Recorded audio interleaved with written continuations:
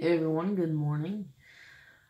So yesterday went very well with that strain that I was doing, critical mass, and I slept so great last night after smoking it right before bed. Definitely a great strain, working wonderful for my anxiety. I don't feel any anxiety at all on it. I think I did like one time, but it went away very quickly. Like, it won't even allow my anxiety to come to the surface, so to speak, while I'm high on it. So it's great. I've already smoked it probably about 5 or 6 times. I've smoked it even in between videos, and I love this strain. I really like it. I smoked this morning already once. That's why I seem a little out of it in a way. I smoked about 2 hours or so ago. Yeah, we'll smoke some more here for you guys. This is like vlog, I think 10 now. So, obviously, as you see, I have smoked multiple times. This strain, and then the cappuccino that I had. Cappuccino, yes, I had some anxiety, but that strain just might bring that anxiety onto the surface, or whatever you want to call it. And that's probably why I had a little bit anxiousness when I was smoking it. Obviously, I'm smoking this strain, and I'm doing fine, as can be. So, to answer, questions that obviously everybody's watching these videos for, can you smoke after having severe depersonalization or anxiety due to smoking weed before? And the answer, obviously, is yes. This is my 10th video. I smoke in every single one of my videos, plus I've smoked in between. So I've been smoking for the past week now. It's been a full week now. I started these videos a week ago. I've smoked for this full week, and I'm completely fine. I'm not depersonalized. I don't have depersonalization again. It didn't make me have depersonalization again. I'm completely fine. I think it's really a mindset, because that one time I did get a little bit of depersonalization when I was high, but I came out of it just like that. Like, I was able to pull myself out of it. So it's all in your mind. It's all about your mindset. Like, I felt myself going there. I didn't let myself go there. I just had to breathe and tell myself, you're high. You're going to be okay. You're not going to die. Like, this is all in your head. And I came out of it. So yes, you can smoke after having depersonalization and anxiety, but you have to be in the right mindset. I'm not going to say, go smoke. If you just got out of depersonalization, go ahead, go try and smoke. You have to make sure you're in the right mindset. If you're not in the right mindset, then it's not going to work out well for you. So you have to make sure that you are ready, and you're not going to be thinking negatively when you do smoke. Because you are. You're going to be scared at first, like I was. I was scared. As you guys saw, my very first video, I was scared to smoke. I haven't smoked in 6 years. And I was scared to death to do it. I was afraid, oh my gosh, I'm going to have depersonalization and be stuck with it again for, a long time, like I was, and having a life of hell, basically. But I was fine. I just had to tell myself to calm down. As you saw in that first video, I was hurrying up, going, drinking water. I got a little scared there, but I was able to control it. You have to tell yourself that you're fine.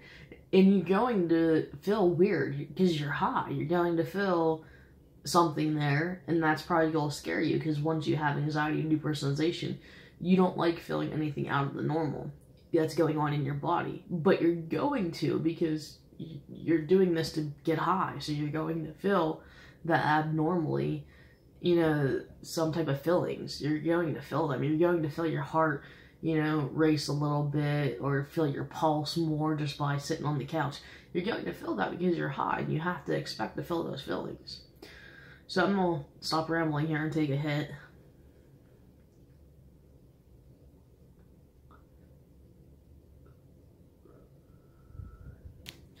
But yeah, you just have to be prepared to feel that way.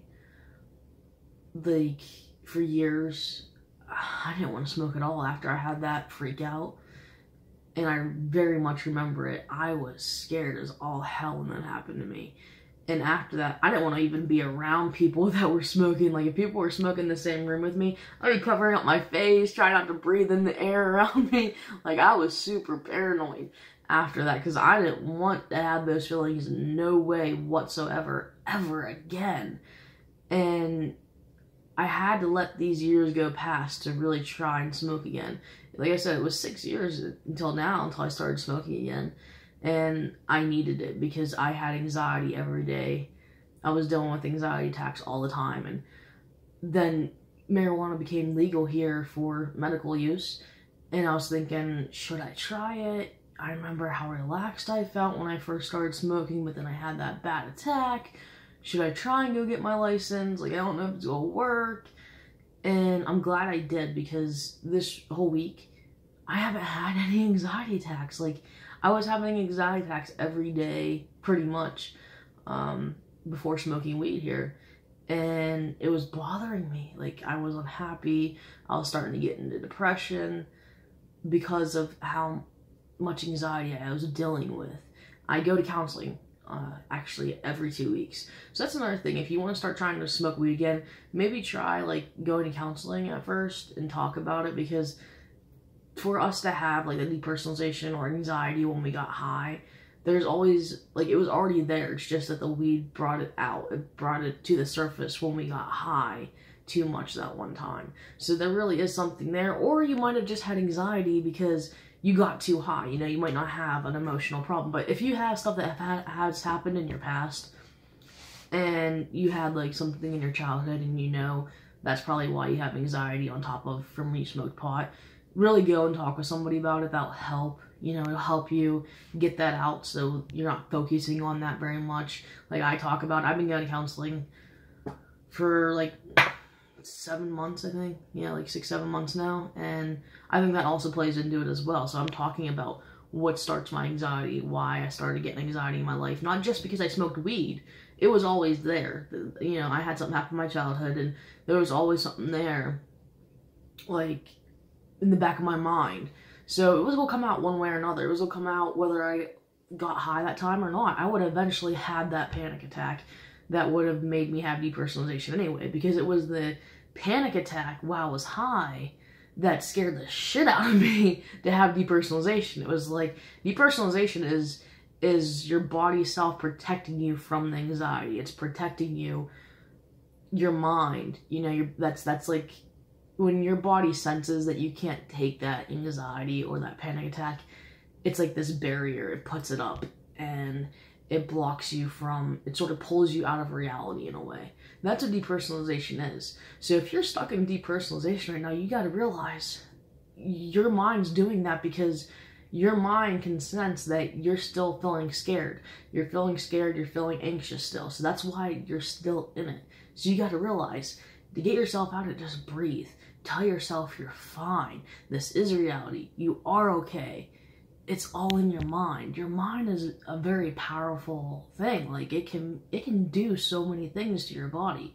You just need to breathe and get out of it, which I'm gonna cover on a different video. I'm gonna cover on a different video how I got out of depersonalization and how I was controlling my anxiety on a daily basis without any medication, because I did.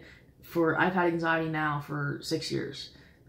Well, over 6 years, because I did smoke 6 years ago, but I smoked after that whole bad attack. I tried smoking again, and it just wasn't working because I wasn't in the right mindset. I was, you know, freaking out and stuff again. But I had anxiety now for like 9 years. 9 years I've dealt with anxiety now, and I've learned to control it. I never really was one big for taking any medicine for it because I didn't want anything in my body. I was afraid of how it would make me feel. So I did have to learn how to get through it by myself, how to keep the anxiety attacks at bay and not have to freak out every time I had one. Like, I actually learned to live with my anxiety on a daily basis, learn to be at work and actually doing my job while I'm having an anxiety attack. So I'll cover that in later videos, how I did that, because, you know, you can read books. Like, I read anxiety books, and really they did not help, because it, like, goes by, like, step by step. Like, that's a huge freaking book. Like, it tells you to do all this fucking crazy shit, work on this stuff, talk about, you know, write about this today.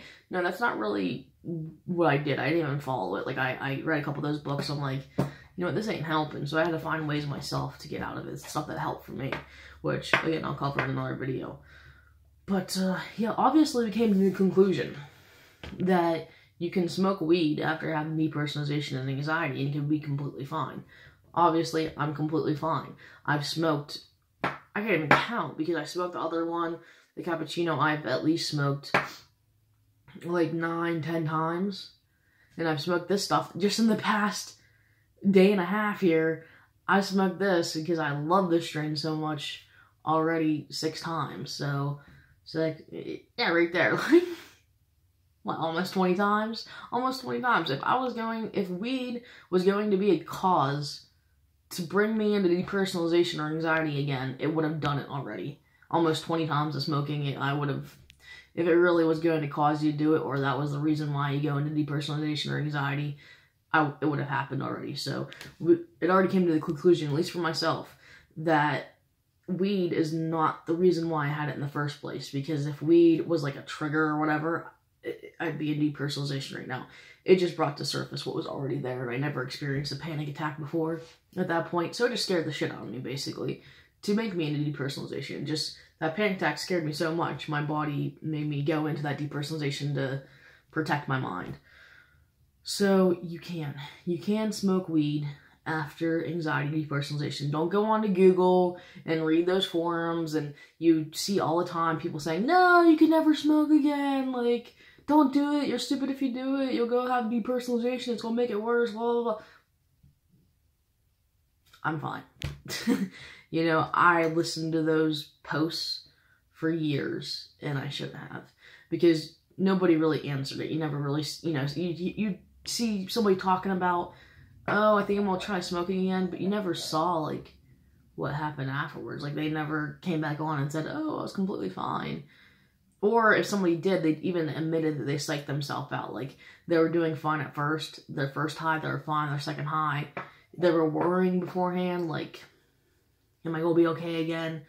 And that's what ended up why they started having anxiety, not because of the weed itself. Obviously, you know, I smoked 2 strands, and yeah, different strands will make you feel different ways. You know, obviously this strand makes me feel really relaxed, really great. The cappuccino one, not so much because of the strand. I think the person at the dispensary, I don't think they really realize that it's probably more of a sativa dominant than actually an indica. I think they actually have it wrong on their paper, because it makes me feel completely different than this one. Or it might be an indica, it's just not one that agrees with me so much. So if you are starting, that you decide you want to smoke, and you're feeling a little bit anxious underneath the skin there, like I did with that cappuccino one, that just means that does not mean that you can't smoke. You just have to find a strain that will work for you. You got to find one that will make you the relaxed and calm, one that you feel good being high on. That's all it is. That's what the key of it is going to be. But I'm just rambling on now. Yeah, I'll make another video tonight probably. I have to work on stuff around the house, but I'll do another video before bed. And I'll be smoking in between the videos. Like I said, I've been smoking this thing like since yesterday. I've been smoking it while I'm awake, literally like every 2 hours. I've been smoking it like crazy. This cartridge is gonna be gone in like a week, which sucks because it's $70. It's more expensive than the cappuccino. The cappuccino is only $40. So yeah, $40 cartridge, same size. This is a $70 one. Obviously, this makes me feel really good. Yeah, more quality there with more price. Like, this is almost double of what the cappuccino was. But yeah, so I'll make another video. I'm gonna take a quick hit here again before going.